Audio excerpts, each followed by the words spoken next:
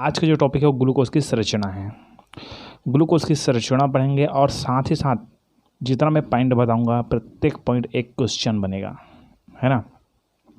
और यही ग्लूकोज की रासायनिक गुण भी है। पिछले वीडियो मैंने रासायनिक गुण को नहीं बताया था, केवल आपको दिखाया बसता है ना, ठीक है। उसमें कुछ रिएक्शन वगैरह को, लेकिन यहाँ कम्प्लीटली ये जितना भी पॉइंट बनेगा उस ग्लूकोज की संरचना के अंतर्गत भी आएगा और उस ग्लूकोज की रासायनिक गुणों के अंतर्गत भी आ सकता है, आएगा, है ना।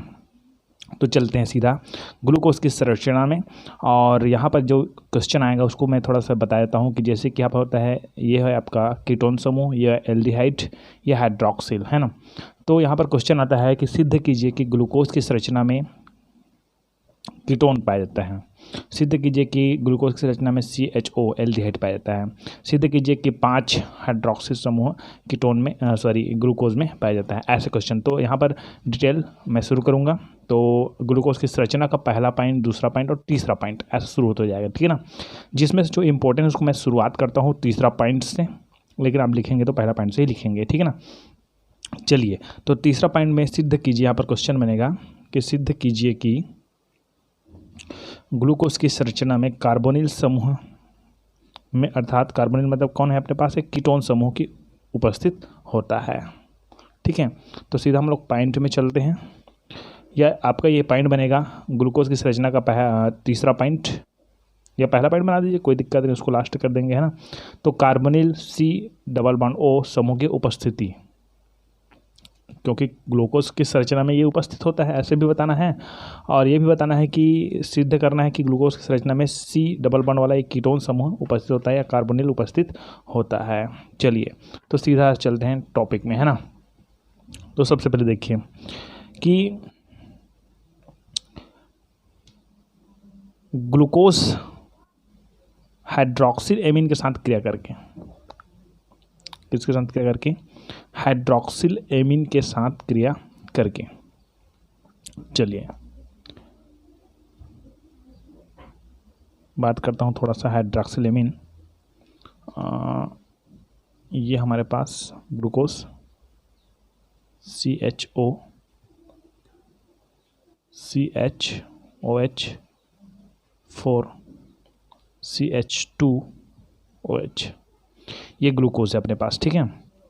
अब बात करते हैं यदि इसकी रिएक्शन हम लोग किसके उपस्थिति में करवाते हैं या किसके साथ करवाते हैं, तो ग्लूकोज हाइड्रोक्सिल एमीन के साथ क्रिया करके, हाइड्रोक्सिल एमीन मतलब हमारे पास क्या है, एमीन मतलब NH2 संबंधित है ना, NH2OH, ठीक। तो ग्लूकोज हाइड्रोक्सिल एमीन के साथ क्रिया करके एक ऑक्जिम बनाता है। क्या बनाता है, ऑक्जिम। तो इसकी संरचना NH2 को हम लोग और कैसे लिख सकते हैं, हम लोग उसको ऐसे लिख सकते हैं H2NOH, यही मतलब है NH2OH, है ना। तो ग्लूकोज हाइड्रोक्सिल एमीन के साथ क्रिया करके, हाइड्रोक्सिल एमीन के साथ क्रिया करके ऑक्जिम बनाता है। कैसे बनाता है, तो देखिए, तो यहाँ पर जो एल्डिहाइड है, यहाँ पर CHO एल्डिहाइड है ना अपने पास, ठीक है। इस एल्डिहाइड वाले के H हाइड्रोजन और ऑक्सीजन के साथ क्रिया करता है अपना, ये ऑक्सीजन के साथ क्रिया करता है अपना 2 हाइड्रोजन, ठीक है। NH2OH लिखा हो ना, उसको मैं H2NOH लिख दिया, है ना, ठीक है। तो इसमें से 2 हाइड्रोजन इनका क्रिया करता है और क्या बनाता है आपका जल, क्या बनाता है, जल। तो ऑक्सीजन निकल गया, क्या निकल गया, ऑक्सीजन। और ऑक्सीजन जब निकल गया तो क्या बचा, CH बचा ना, क्या बचा, CH। और क्या बचा, N बचा, और कौन बचा, O बचा, और कौन बचा, H बचा। तो क्या बनेगा, ये बनेगा आपका CH, ये CH बचा है वो, ठीक है। और यहाँ पर अच्छा, इसको मैं थोड़ा सा डिटेल कर देता हूँ, क्योंकि H2O बनाएगा तो कैसे होगा, देखो CHO, यही बस का डिटेल कर रहा हूँ ना मैं, ठीक, CHO। तो यहाँ पर क्या होता है कि ऑक्सीजन है वो डबल बॉन्ड से जुड़ा रहता है, ठीक है। और डबल बॉन्ड से जुड़ा रहता है CH डबल बॉन्ड O, ऐसे कर देते हैं, ठीक है, डबल बॉन्ड से जुड़ा रहता है। तो यहाँ पर एक बॉन्ड टूटते हैं तो इलेक्ट्रॉन क्या बोलते हैं कि जो बॉन्डिंग का इलेक्ट्रॉन किसकी ओर जाएगा, ऑक्सीजन की ओर जाएगा। तो ऑक्सीजन कौन साइन बनाएगा, माइनस साइन बनाएगा। और यहाँ पर H2NOH है ना, इसमें हाइड्रोजन कौन साइन बनाएगा, प्लस साइन बनाएगा। तो यहाँ पर क्रिया करेगा, ये H2O बनाएगा, ठीक है ना। इस तरह से ये यहाँ पर जो बॉन्ड टूटा है मतलब यहाँ पर जगह है कि कोई आकर जुड़ सकता है, तो CH के साथ कौन जुड़ेगा आपका NOH। अब बात करते हैं कि NOH जुड़ जाता है, ओके, तो यहाँ पर देखो कार्बन की 4 बॉन्ड की आवश्यकता पड़ती है। एक हाइड्रोजन है ऊपर रहेगा, एक बॉन्ड इधर एक बॉन्ड इधर, 2 ही बॉन्ड हो गया ना अपने पास, ठीक है, और एक बॉन्ड तो यहाँ पर जुड़ेगा इसके साथ CHOH4, ये तो हमको पता ही है ना। और नीचे में कौन है CH2OH, ये भी है अपने को पता है। तो एक बॉन्ड ये हाइड्रोजन क्लियर किया इधर से ऊपर से, एक बॉन्ड ये क्लियर किया, 3 बॉन्ड ही हुआ ना, तो यहाँ पर डबल बॉन्ड की जरूरत पड़ेगी, ठीक है। तो इस तरह से रिएक्शन हुआ। तो इसका क्या नाम है, इसका नाम है आगजिम,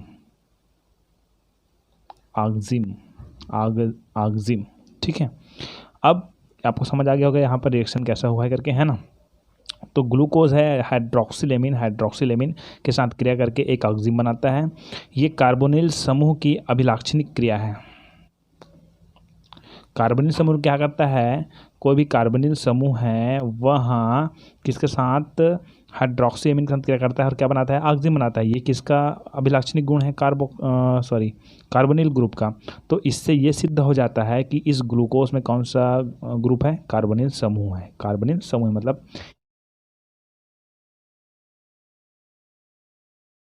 ये सिद्ध हो गया आपके यहाँ, ठीक है ना। तो कार्बोनिल मतलब क्या है, C डबल O से संबंधित है, उपस्थित है। कीटोन नहीं खा सकते डायरेक्टली, हम लोग कार्बोनिल बोलेंगे इसको, है ना। ओके, चलिए अब यहाँ पर दूसरा करते हैं कि हाँ, इससे यहाँ स्पष्ट होता है कि ग्लूकोज में कार्बोनिल समूह उपस्थित है ना। अब ये पहला रिएक्शन हो गया। दूसरा रिएक्शन देखते हैं, दूसरा तरीका देखते हैं कि कैसा हो सकता है कि यदि ग्लूकोज है ना, इस ग्लूकोज का HCN के साथ एक अणु संयोग करके साइनोहाइड्रिन बनाता है। ग्लूकोज है वहाँ HCN के एक अणु से संयोग करके क्या बनाता है, साइनोहाइड्रिन बनाता है। साइनोहाइड्रिन ना, तो कैसे बनेगी, CHOH4 CH2OH यहाँ पर, और ये क्रिया करता है HCN से। HCN से क्रिया करता है तो क्या होता है, ठीक है, यहाँ पर जो ऑक्सीजन है फिर डबल बॉन्ड, सीधी बात डबल बॉन्ड टूटेगा ये, ठीक है। डबल बॉन्ड जब टूटता है तो क्या होता है कि ये आपका माइनस एन हो गया, ये हो गया आपका प्लस एन, और CN तो माइनस एन है, आपको पता ही है ना, ठीक है। तो ये हाइड्रोजन और ऑक्सीजन ये दोनों जुड़ता है तो क्या बनता है, ये हाइड्रोक्साइड बनता है। क्या बनता है, हाइड्रोक्साइड। ये ऑक्सीजन, ये हाइड्रोजन, तो ये बन गया आपका हाइड्रोक्साइड, ठीक है। ये सिंगल बॉन्ड बनाता है ना हाइड्रोक्साइड, याद रखिएगा। अब कौन बचा कौन हमारे पास, यहाँ पर CH बचा हुआ है ना, ये C बचा हुआ है। एक हाइड्रोजन ऊपर में डाल देते हैं, कोई दिक्कत नहीं, ये ऐसा, ठीक है। सॉरी, ये हाइड्रोजन क्यों डालेंगे,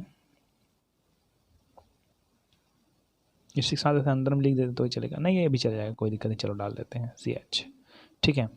अब ये बात करते हैं OH। अब क्या बचा, एक बॉन्ड तो ये ले लिया ना CHOH4, और नीचे जाएंगे तो CH2OH। तभी से कार्बन का चारों बॉन्ड क्लियर नहीं हो रहा है, तो एक बॉन्ड कहाँ CN जुड़ेगा उसके साथ, तो ये जाता है CN, ऐसे जुड़ जाता है, ठीक। अब इसका नाम हो जाएगा साइनोहाइड्रिन,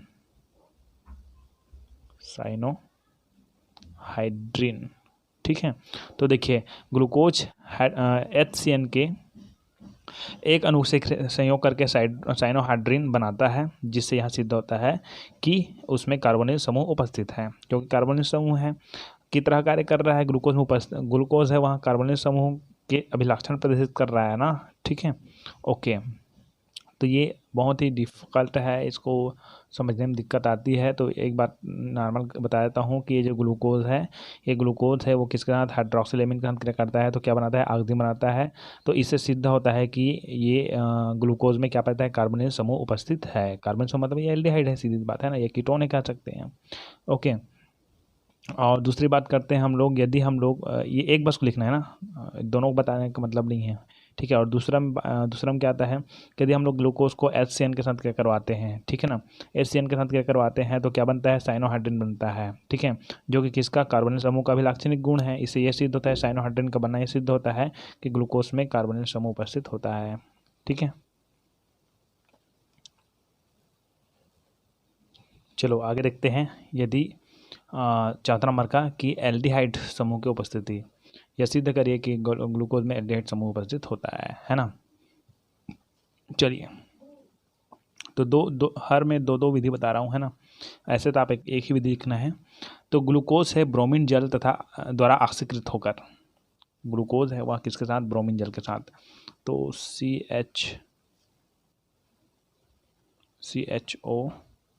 CHOH4 और CH2OH, है ना, यह हो गया ग्लूकोज।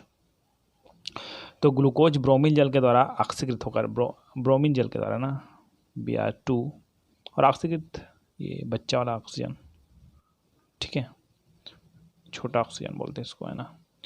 तो ग्लूकोज ब्रोमीन जल द्वारा ऑक्सीकृत होता है, ब्रोमीन जल के द्वारा ऑक्सीकृत होकर कार्बोक्सिलिक अम्ल बनाता है। क्या बनाता है, कार्बोक्सिलिक अम्ल। कार्बोक्सिलिक अम्ल किससे संबंधित है, COOH से संबंधित है, ठीक है। तो यहाँ पर क्या होता है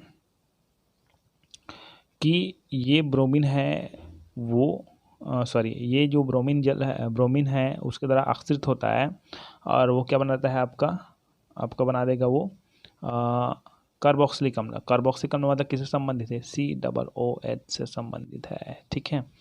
तब क्या होता है कि यहाँ पर CHO है ना, इसको मैं ऐसे कर देता हूँ, CH डबल बॉन्ड O करके, ठीक है। तब यहाँ पर ब्रोमीन कौन है, ऑक्सीजन है ना अपने पास, और हमारे पास यहाँ पर CHO है, एल्डिहाइड है। क्या नाम इसका है, एल्डिहाइड, है ना। अगर यहाँ से ऑक्सीजन मिलता है इसको तो 2 ऑक्सीजन हो जाते हैं और ये आपका क्या बना देगा, आपका COOH, ये बना देगा CHOH, इसको रहने दीजिए, और CH2OH। इसका मतलब ये हुआ है कि यहाँ पर ग्लूकोनिक अम्ल बनता है ना। अब ग्लूकोनिक अम्ल बनना ही ये सिद्ध करता है कि ग्लूकोज में क्या है, एल्डिहाइड है, ठीक है। ग्लूकोज में क्या है, एल्डिहाइड है। चलिए, तो ग्लूकोज ब्रोमीन जल द्वारा ऑक्सीकृत होकर कार्बोक्सिलिक अम्ल बनाता है। ये जो ग्लूकोज है वो ब्रोमीन जल के साथ क्रिया करता है और क्या बनाता है, कार्बोक्सिलिक अम्ल बनाता है, ग्लूकोनिक अम्ल इसी को बोलते हैं। कार्बोक्सिलिक कैसे संबंधित है, COOH से, ठीक है। कार्बोक्सिलिक अम्ल बनाता है जिससे कार्बन परमाणु की संख्या 6 होती है। जिसमें कार्बन परमाणु की संख्या कितनी हुई, 6, 1 2, यहाँ पर 4 है ना, ठीक है। तो 4 और 1 5 और 1 क्या हो गया, 6, जिसमें कार्बन परमाणु की संख्या 6 होता है। अतः इसमें उपस्थित कार्बोनिल समूह निश्चित ही एल्डिहाइड है, ठीक है। ये लिखना है अपने को। चलिए, दूसरा मैं रिएक्शन कराता हूँ। यदि सोडियम अमलगमन से क्रिया कराया जाए, सोडियम अमलगम मतलब अपना Hg मरकरी संबंधित है, ठीक है। तो मान लो जाए हम लोग करवाते हैं इसको क्रिया CHO और CHOH4 और CH2OH, है ना, ये ग्लूकोज है, ठीक है। इसका क्रिया करवाते हैं हम लोग सोडियम अमलगम से, मान जाए Na+Mg मरकरी और H2O, है ना। अब इसमें हम लोग नवजात हाइड्रोजन है अपने पास, ठीक है, उनसे क्रिया करवाते हैं। तब क्या होता है, देखिए, इस रिएक्शन में होता यही है कि यहाँ पर ये बॉन्ड, तो यही बॉन्ड टूटेगा, आप तो जानते हो पहले से ही, है ना, ठीक है। अब ये बात होता है कि ये CHO है वो कैसा है, CH डबल बॉन्ड O इसके साथ ऐसे जुड़ा हुआ है ना। तो सबसे पहले टूटेगा तो कौन सा बॉन्ड टूटेगा, ये वाला बॉन्ड टूटेगा। लेकिन अपने को क्या चाहिए, यहाँ पर हाइड्रोजन है ना, ठीक है। ये हाइड्रोजन है वो क्या करता है कि इनके साथ जुड़ जाता है। तो यहाँ पर कितने हाइड्रोजन हो जाएंगे, इसके पास 2 हाइड्रोजन हो जाएंगे, ठीक है। और ये ऑक्सीजन तो अकेला नहीं रह सकता, ठीक है। तो ये सबसे पहले बनाता है आपका हाइड्रोक्साइड। क्या बनाता है आपका, हाइड्रोक्साइड। यहाँ पर जब बॉन्ड टूटता है ना, तो ये ऑक्सीजन है वो हाइड्रोजन से क्रिया करता है और क्या बनाता है आपका, हाइड्रोक्साइड बनाता है। ये OH बनाता है, हाइड्रोक्साइड बनाता है, ठीक है। अब क्या बचा अपने पास, CH बचा। ये ऑक्सीजन है वो हाइड्रोजन से क्रिया किया तो क्या बनाया, हाइड्रोक्साइड बनाया, ये हाइड्रोक्साइड बना दिया है, ठीक है। अब बात ये करते हैं कि यहाँ पर CH बचा हुआ है, तो CH तो डायरेक्टली नहीं जोड़ सकते इसके साथ OH के साथ, तो इसके हम लोग हाइड्रोजन के 2 अणु लेते हैं, ठीक है, 2 लेते हैं। तो एक इसके साथ जुड़ता है और क्या बनाता है ये, CH 2 बनाता है। अब ये जुड़ जाएगा क्योंकि कार्बन को 4 बॉन्ड मिल जाएगा, एक बॉन्ड इधर से 2 हाइड्रोजन से मिल जाएगा 2 बॉन्ड, एक बॉन्ड हाइड्रोक्साइड से मिलेगा और एक बॉन्ड अपने नीचे तरफ से CHOH4 और CH2OH इस तरह से। ठीक है, तो ये हो जाएगा आपका सॉर्बिटॉल।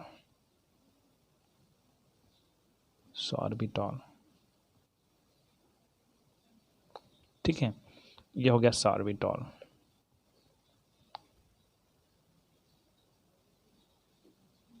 ओके, तो क्या होता है कि जब ग्लूकोज को सोडियम अम्लगन के साथ अपचयित कराई जाती है या क्रिया करवाई जाता है तो सॉर्बिटॉल प्राप्त होता है, और सॉर्बिटॉल का प्राप्त होना यह सिद्ध करता है कि ग्लूकोज में उपस्थित जो कार्बोनिल समूह हैं वह एल्डिहाइड है। ठीक, आगे आता है कि सिद्ध कीजिए कि ग्लूकोज में 5 हाइड्रोक्सिल समूह उपस्थित होते हैं, या कह सकते हैं ये तीसरा नंबर का संरचना है, मतलब तीसरा नंबर का नहीं, उसके संरचना के अंदर का तीसरा नंबर का पॉइंट है 5 हाइड्रोक्सिल समूह की उपस्थिति, है ना।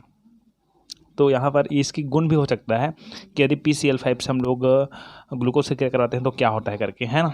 ओके, तो ध्यान से देखिएगा, ध्यान से कि इसके 2 तरीका बताऊंगा मैं। 5 हाइड्रोक्सिल समूह पहचानने की या सिद्ध करने की 2 तरीका बताऊंगा, जो आपको सरल लगे उसमें चले जाइएगा, है ना।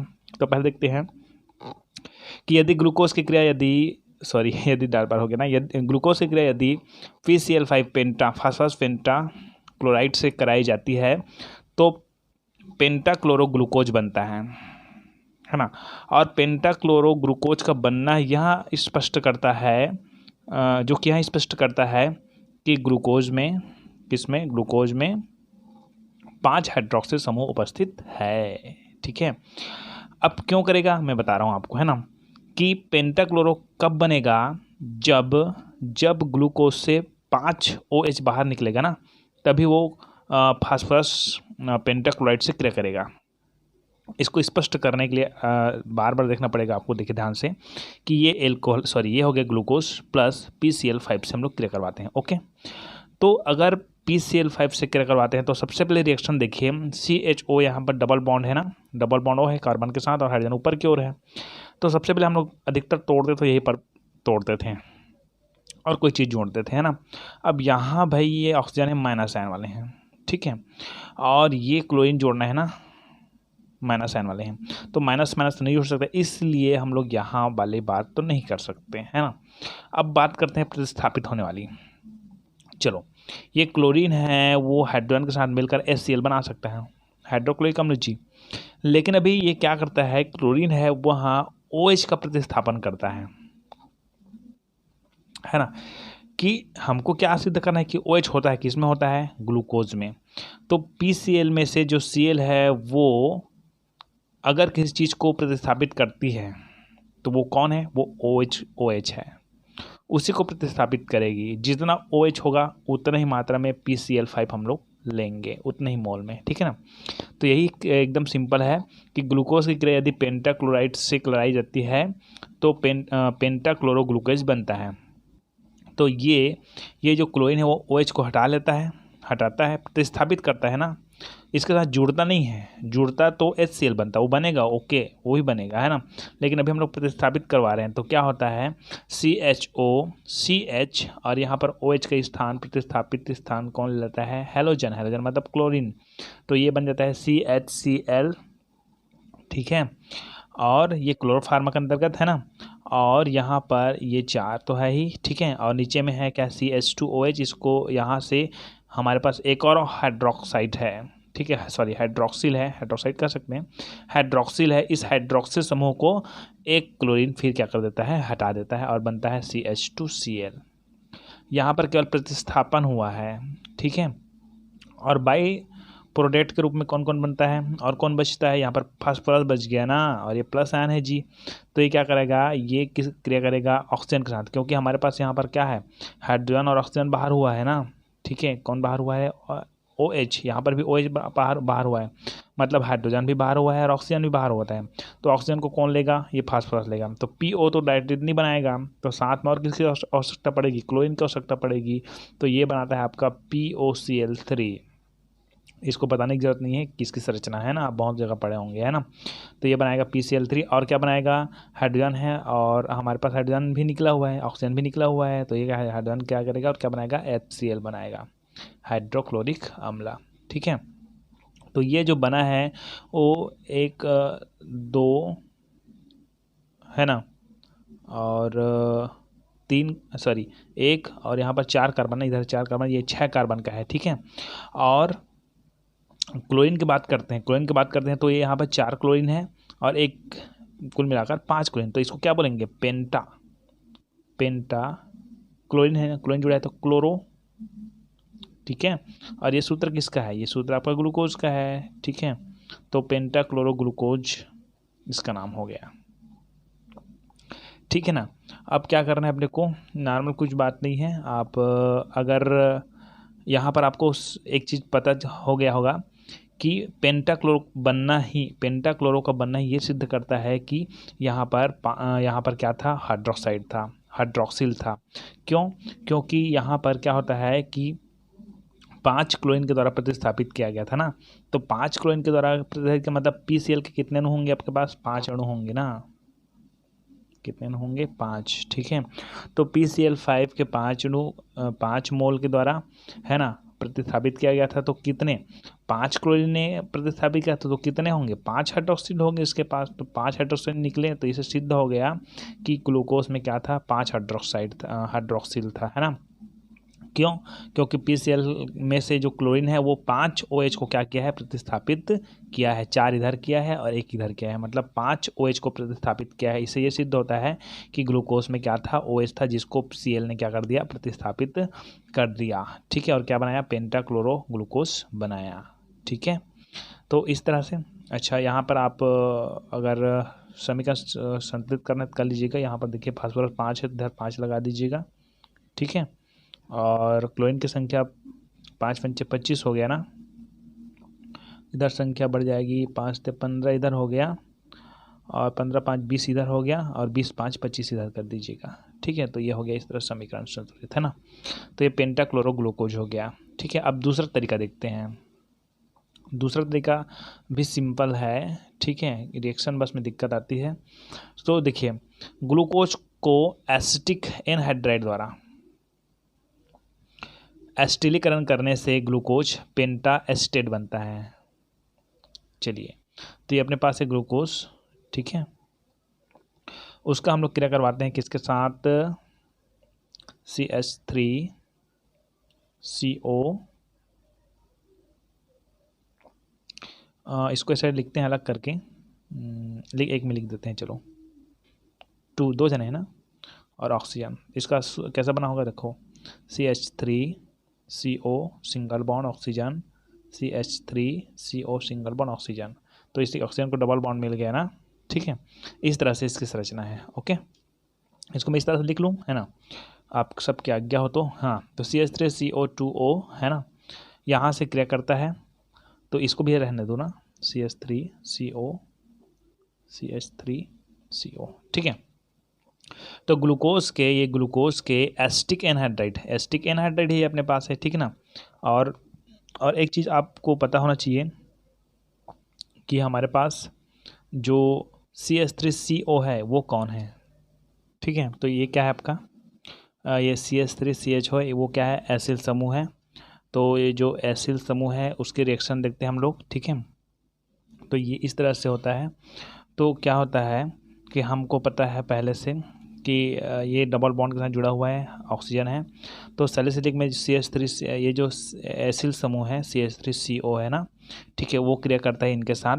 तो ऑक्सीजन क्रिया करेगा क्या? नहीं कर सकता है। ठीक है, तो यहाँ पर देखते हैं, ये CHOH में से कोई क्रिया कर सकता है तो ये हाइड्रोजन कर सकता है ना। हम लोग पिछले वीडियो में देखे हैं कि वो जो Cl है वो पूरा OH को बाहर निकाल लेता है ना। ठीक है, लेकिन यहाँ पर क्या होता है, CH3CO है ना, वो क्या कर देता है? केवल और केवल किसको? हाइड्रोजन को क्या करता है? वो बाहर करता है। ठीक है, हाइड्रोजन को बाहर करता है। तो हाइड्रोजन कैसे बाहर होती है, देखिए यहाँ पर क्या होता है CHO, और ये जो CH3CO है ना, ठीक है, वो हाइड्रोजन परमाणु को क्या कर देता है, बाहर कर देता है, ठीक है, और उसके साथ जुड़ जाता है। तो ये क्या बनता है आपके पास, ये हमारे पास बनता है CHO, ठीक है, और ये CH3CO है कि उसको क्या करेंगे हम लोग इधर से जोड़ेंगे ना, ठीक है, तो CHO यहाँ से बचा है वो हो गया, ठीक है, और इसमें बता है CH3, तो CH3 लास्ट हम लिखेंगे, CO पहले लिखेंगे, तो ये CO, ठीक है, और ये हो गया CH3, मतलब क्या होगा, केवल हाइड्रोजन बस हटा है ना, ठीक है, कोष्टक के अंदर रख देते हैं उसको, क्लियर हो गया, ठीक है। और हमारे पास क्या होता है, एक गुण आपको समझना है कि जो सैलिसिलिक एसिल समूह है ना, एसिल समूह क्या होता है, वो अल्कोहल के OH के ना हाइड्रोजन से क्या करता है, तो अल्कोहल हमारे पास और है ना, कहाँ पास है, OH यहाँ पास और है, ठीक है, तो इनसे भी क्रिया करता है और क्या करता है वो CH2, ठीक है, और इसमें से हाइड्रोजन से क्रिया किया तो क्या बचा, O बचा ना, O बचा, ठीक है, और क्या जुड़ेगा CO CH3, ठीक है। तो यहाँ पर देखिए कि यहाँ पर एस्टेट संबंधित है ना, किस संबंधित है, एस्टेट, और एक इसका सूत्र है ग्लूकोज का, ठीक है, और एस्टेट कितना है हमारे पास, 4 इधर है, इधर 4 है और इधर 1 है, तो पेंटा हो गया ना, ठीक है, तो इसका नाम हो जाएगा ग्लूकोज पेंटा एसिटेट, ठीक है। और क्या होता है कि हमारे पास जो समूह बचता है यहाँ पर कौन है, CH3CO है ना, ठीक है, बहुत सारे हैं हमारे पास, ठीक है, और इसमें से 4 इसमें से निकला हाइड्रोजन और 1 हाइड्रोजन इधर से, मतलब कुल 5 हाइड्रोजन से 5 CH3CO ने क्रिया किया, तो यहाँ पर कुल हम लोग अणु की संख्या कितने रखेंगे, 5 रखेंगे, ठीक है। अब बात करते हैं हम लोग कि ऑक्सीजन की संख्या बहुत सारा बढ़ गई है और ऑक्सीजन की संख्या तो इधर भी बढ़ी है, लेकिन हमारे पास और क्या बचे, हमारे पास ये जो एसिड समूह है ना, ये जो एसिड समूह है उसका कार्बन और ऑक्सीजन, ठीक है, यहाँ से क्या निकला है, हाइड्रोजन निकला हुआ है ना, ठीक है, तो ये जो हाइड्रोजन कहाँ जाएगा, निकलेगा तो किसी न किसी के साथ जुड़ेगा ना, तो ये क्या बनाता है प्लस CH3, ठीक है, ये तो रहने दो, ठीक है, और ये CO ये भी रहने दो, ठीक है, और क्या बचा अपने पास, हाइड्रोजन निकला है ना, ठीक है, और क्या है हमारे पास, ऑक्सीजन तो है ही हमारे पास, है ना इधर से, ठीक है, ऑक्सीजन है तो ये हो जाएगा आपका एसिटिक एसिड, है ना, CH3COO, और इसके कितने कुल कितने रहेंगे, 5 अणु रहेंगे, ठीक है। तो इस तरह से ये आपका कंप्लीट हो गया रिएक्शन कि ग्लूकोज के एसिटिक एनहाइड्राइड द्वारा एसिटिलीकरण से ग्लूकोज पेंटा एसिटेट बनता है, ये ग्लूकोज पेंटा एसिटेट बनता है ना, तो ग्लूकोज पेंटा एसिटेट बनना ही यह प्रदर्शित करता है कि ग्लूकोज में 5 क्या थे, OH समूह थे, तो ग्लूकोज के एसिटिक एनहाइड्राइड द्वारा एसिटिलीकरण से ग्लूकोज पेंटा एसिटेट बनता है, जो ग्लूकोज में 5 OH समूह की उपस्थिति को प्रदर्शित करता है, ठीक है। चलिए, तो इम्पोर्टेंट क्वेश्चन तो निकल गया, ठीक है। अब हम लोग पहला दूसरा पॉइंट को छोड़ा था ना मैंने, पहला पॉइंट आपका है अनुसूत्र, ग्लूकोज की संरचना का पहला हम क्या लिखोगे, अनुसूत्र C6H12O6, तो किस सूत्र कैसे बनेगा, CHO COOH है ना, ये तो आप रट गया होगा ना, आपके माइंड में छप गया होगा, ठीक है। उसके बाद दूसरा हमारा पॉइंट आता है 6 कार्बन परमाणुओं की सीधी श्रृंखला, कि सिद्ध कीजिए कि ग्लूकोज है वहाँ 6 कार्बन परमाणुओं की सीधी श्रृंखला, उसमें सीधी श्रृंखला होती है। तो देखिए ध्यान से ना, तो पहला पॉइंट ये है आपका कि ग्लूकोज को हाइड्रोजन आयोडाइड के साथ लंबे समय तक गर्म करने पर यह नॉर्मल हेक्सेन बनाता है, ठीक है। इससे यह प्रमाणित होता है कि सभी 6 कार्बन सीधी श्रृंखला से जुड़े होते हैं। N बता दिया, मतलब क्या होता है, ये विपरीत श्रृंखला को प्रदर्शित करता है, ठीक है ना। शुरू में बताया था ग्लूकोज की विपरीत श्रृंखला पढ़ रहे हैं हम लोग, ठीक है, विपरीत संरचना पढ़ रहे हैं, चक्रीय संरचना बाद में आएगी, है ना। तो क्या होता है कि CHOH4CH2OH को हम लोग क्रिया करवाते हैं HI के साथ, जब क्रिया करवाते हैं ना तो गर्म करते हैं, तो क्या होता है कि अपने को गर्म करने से CH3 CH2 CH2 CH2 CH2 CH3, मतलब ये क्या है, methane ethane propane butane pentane hexane, तो ये नॉर्मल एन हेक्सेन प्राप्त होता है, ठीक है, और इसको गर्म करने पर, ठीक है, और ऊष्मा के रूप में बहुत सारे क्या हो जाते हैं, निकल जाते हैं। और कहा जाए हमारे पास कुछ जल ऑप्शन भी है, जल बनाने का ऑप्शन है, तो केवल इतना ही लिख लीजिएगा कि ये एन हेक्सेन बनाता है ना।